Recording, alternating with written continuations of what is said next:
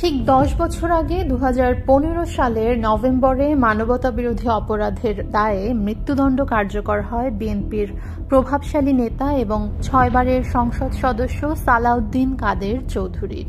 দীর্ঘ বিচারিক প্রক্রিয়ার পর তৎকালীন আওয়ামী লীগ সরকার ঢাকার কেন্দ্রীয় কারাগারে রাত 12টা 45 মিনিটে তার ফাঁসি কার্যকর করে।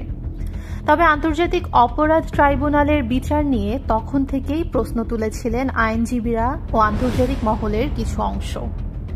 আদালতেও নিজেকে নির্দোষ দাবি করেছিলেন সালাউদ্দিন কাদের চৌধুরী। আত্মপক্ষ সমর্থন করতে গিয়ে তিনি রেখে যান একটি মন্তব্য যা আজ আবার নতুন করে আলোচনায়। তিনি বলেছিলেন, জজ সাহেব, আন্তর্জাতিক অপরাধ ট্রাইব্যুনাল যেন চালু থাকে, এখানে একদিন হাসিনার বিচার হবে। এবং ঠিক 10 বছর পর গত জুলাই-আগস্টের মানবতাবিরোধী অপরাধ মামলায় ক্ষমতাচ্যুত প্রধানমন্ত্রী শেখ হাসিনার বিরুদ্ধে মৃত্যুদণ্ডের রায় ঘোষণা হওয়ার পর সেই বক্তব্য যেন বাস্তবে রূপ নিয়েছে। রায় ঘোষণার পর দেশের বিভিন্ন স্থানে শোকরানা নামাজ, মিষ্টি বিতরণ এবং নানা প্রতিক্রিয়া দেখা গেছে।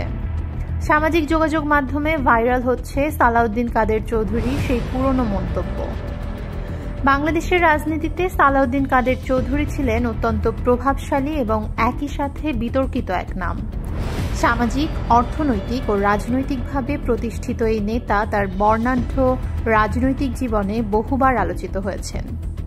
রাজনীতির শুরু মুসলিম লীগ থেকে 1979 সালে রাউজান থেকে সংসদ সদস্য নির্বাচিত হন তিনি। এরশাদ আমলে যোগ দেন জাতীয় পার্টিতে, যা মূলধারায় তার পুনর্বাসন ঘটায়। পরে এনডিপি হয়ে তিনি বিএনপিতে যোগ দেন এবং দলের সর্বোচ্চ নীতি নির্ধারণী ফোরাম জাতীয় স্থায়ী কমিটির সদস্য হন। 71-এর অপরাধে দণ্ডিত এই নেতার মৃত্যুদণ্ড কার্যকরের 1 দশক পর তার সেই ভবিষ্যৎবাণীমূলক মন্তব্য আবারও বাংলাদেশের রাজনৈতিক অঙ্গনে তোলা দিচ্ছে নতুন আলোচনা। ইতিহাস কি আসলেই নিজেকে পুনরাবৃত্ত করে? কৃষ্টিপ্রজ্ঞা বিশ্বাস, পলিটিকো বাংলা।